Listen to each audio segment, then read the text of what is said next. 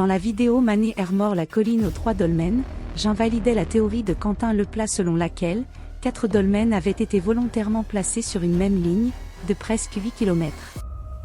Alors qu'il clamait haut et fort qu'on ne pouvait comparer que des objets similaires, je pointais le fait qu'un des supposés 4 dolmens de son alignement, celui de Manet-Hermort, n'en était pas un. Car c'était en réalité une cyste, ou une sépulture fermée, si vous préférez. Mais si le deuxième monument de son alignement n'était pas un dolmen, qu'en était-il des 3 autres? Quentin Leplat a la fâcheuse tendance à ne faire référence qu'à d'anciens rapports de fouilles. Comme si l'archéologie était restée figée au XIXe siècle. Mais c'est pourtant au XXe siècle que cette discipline a pris tout son essor. Et bien plus encore de nos jours, grâce à l'apport des nouvelles technologies. Et en ce qui concerne les sites mégalithiques dont parle Quentin Leplat, l'archéologie contemporaine fait de nos jours la distinction entre les cystes ou coffres, qui sont des sépultures fermées, les tombes à couloirs, terme que l'on préfère à celui de dolmen, et les allées couvertes. Cette mise au point étant faite, nous pouvons proprement qualifier les supposés dolmens de l'alignement de Quentin Leplat. Commençons par le dernier édifice de son alignement, celui qu'il nomme, à tort, dolmen de Manet-Roularde. C'est une allée couverte, et elle était déjà présentée ainsi à l'époque, par Félix Gaillard dans son inventaire de 1892. Celui que Quentin appelle dolmen de Runesto est le plus intéressant de son alignement, mais ce n'est pas un dolmen, mais un coffre, ou cyste, situé au centre d'un énorme tumulus long, fait de limons hydromorphes rapportés. Nous ne reviendrons pas sur le dolmen de Manet-Hermort, qui en réalité est une cyste. Terminons avec celui de Kergazec, seul véritable dolmen de son alignement.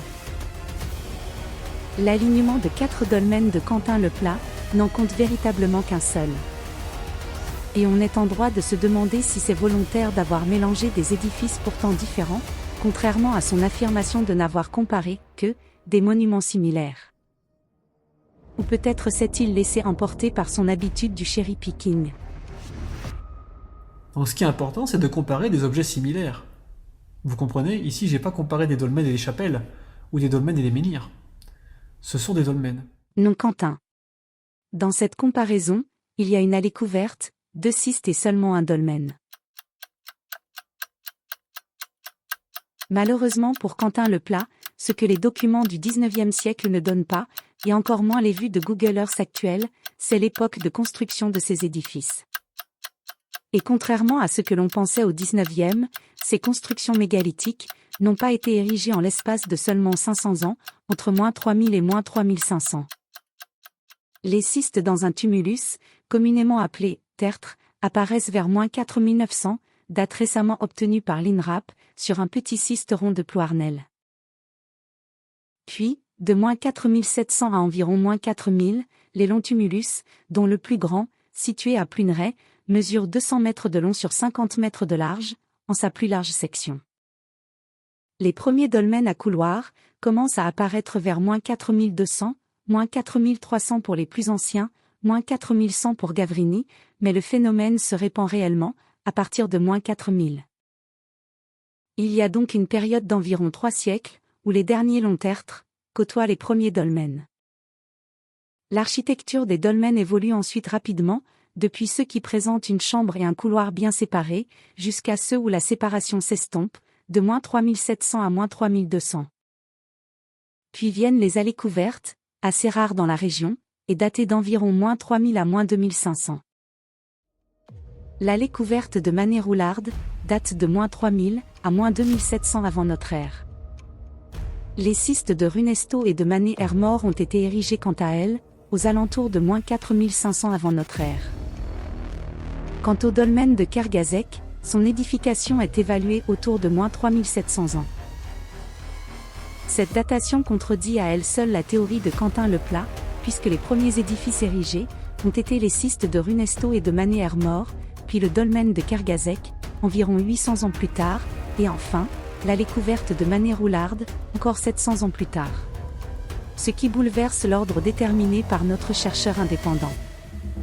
Car dans sa démonstration géométrique, Quentin Leplat détermine la position de la ciste de Runesto, en fonction de la position du dolmen de Kergazec, et de l'allée couverte de Mané-Roularde, ce qui est chronologiquement impossible.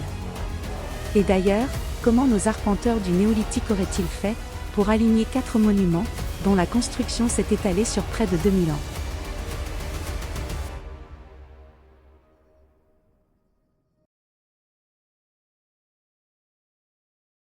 Dans cette vidéo, nous avons appliqué une démarche scientifique rigoureuse, sans biais, ni présupposés idéologiques, n'en déplaise à Quentin Leplat.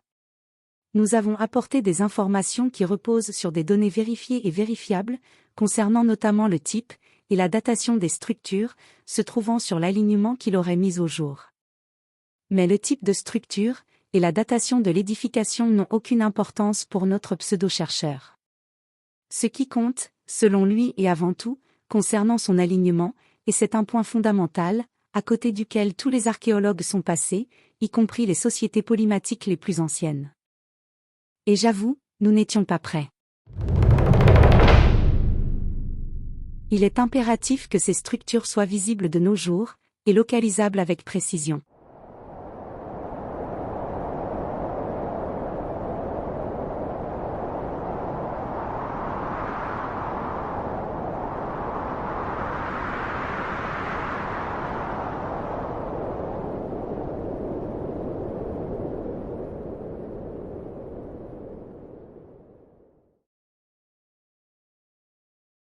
Et Jacqueline, c'est quoi ce bordel? Quel bordel?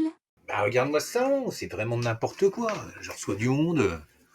Et le canapé, mais c'était quoi? Soirée pyjama hier? Non, c'était soirée vidéo. On a regardé la dernière super production de Julie Couvreur entre copines. Qu'est-ce qu'on a rigolé? Ouais, bah rangez après. Hein.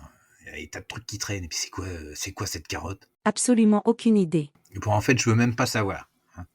Allez. Ça fait pas très moderne ton truc.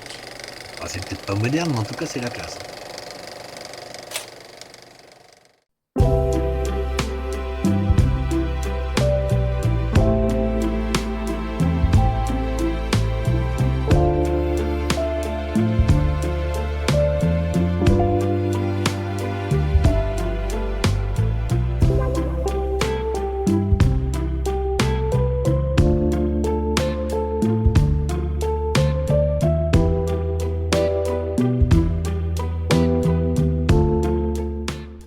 Je voulais prendre un petit peu de temps pour revenir sur un point qui me semble essentiel quand on fait un travail de recherche, c'est les sources.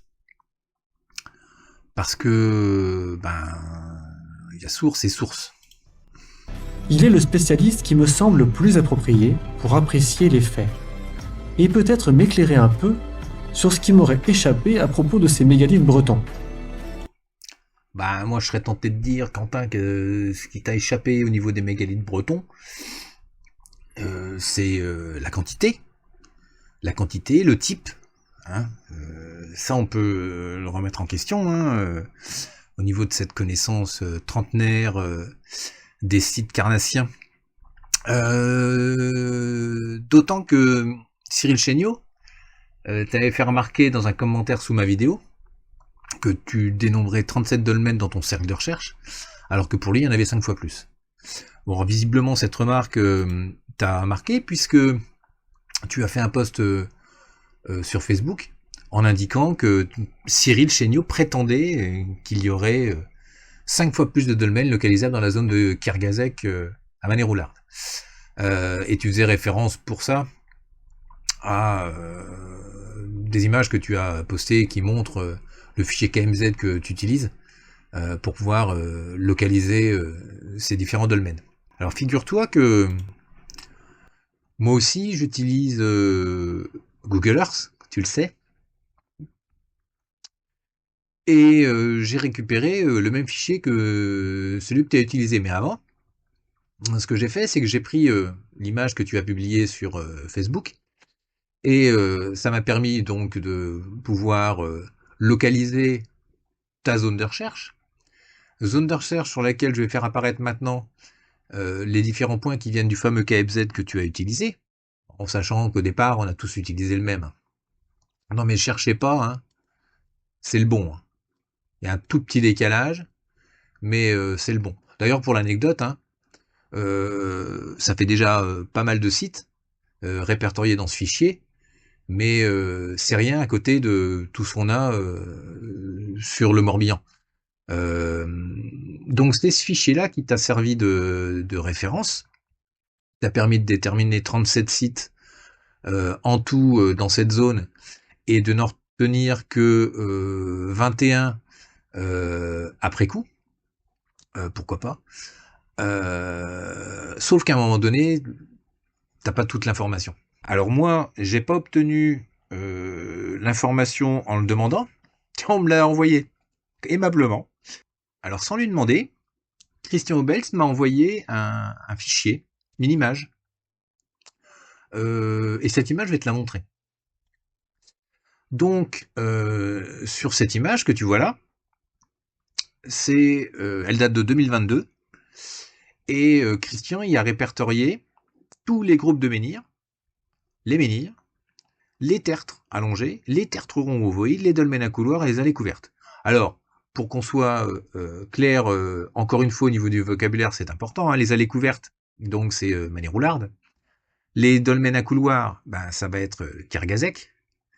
Les tertres ronds ou ovoïdes, c'est l'assise du Manet Hermort. Et les tertres allongés, c'est l'assise de Runesto. Donc sur cette zone, on a tous ces points, et ce que j'ai fait, c'est que je les ai isolés de la carte. Donc par exemple, dans un premier temps, je vais n'afficher que les dolmens. Petit rappel, toi, tu en comptabilises 37, mais tu n'en retiens que 21. D'ailleurs, voilà, c'est les différents points. Alors moi, pour l'anecdote, j'en compte 22, mais bon, c'est pas grave, on va dire 21. On n'est pas à un près.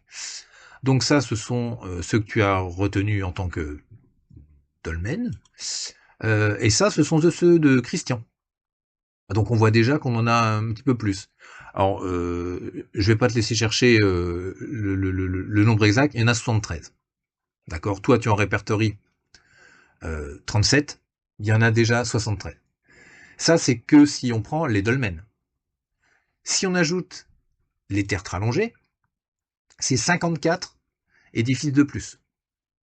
Si on rajoute les cystes, donc comme celle de Manet Hermort, on en rajoute encore 41. Si on rajoute les allées couvertes, c'est 5 de plus. Et on va en rajouter un tout dernier. Alors lui, il n'est pas encore arrêté. On hésite entre un dolmen et une allée couverte. Donc on en a combien en tout? C'est simple, on en a 174.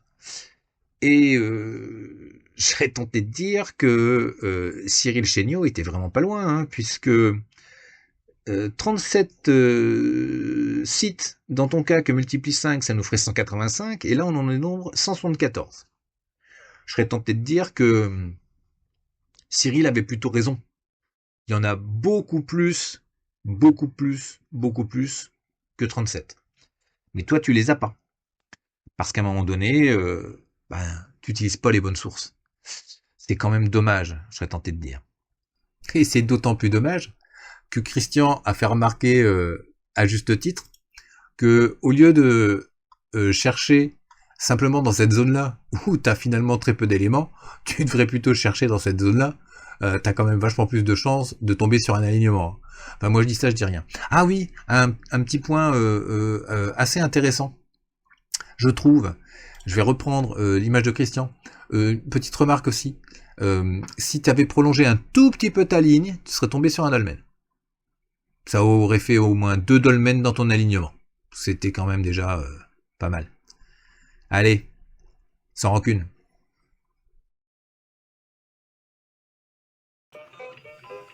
Ouais, Jacqueline, Oui, David?